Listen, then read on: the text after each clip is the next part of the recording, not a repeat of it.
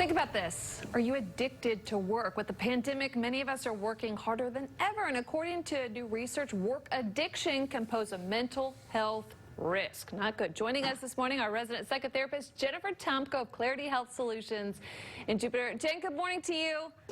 Good morning. I want to dive right in here. There's got to be a line, right, between working hard and really excelling in the workplace and then work addiction. So what are we looking at here? So work addiction is when we are working so much that we're sacrificing functioning in some other aspect of our lives, like socially, our family life, or even self-care. Has this become worse during the pandemic? There's a strong potential that there's more of this due to all the contributing factors, such as there's no divide between work life and our home life, and so it really ends up blurring the boundaries. Another reason is that if there's a higher stress level and we use work to overcome the stress, we will overcompensate, which will lead to us feeling a sense of control, even if we don't actually have control.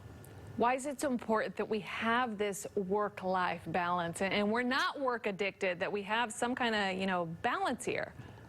Yeah, like the saying says, everything in moderation. Moderation is the key to preventing burnout, and we want you to love your job. What do you do if you feel like maybe you've crossed over to a bad place and you have become addicted to your work? What do you do?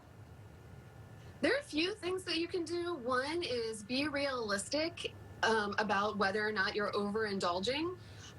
Also set boundaries for yourself. Make concrete work hours for yourself so that you're not overindulging.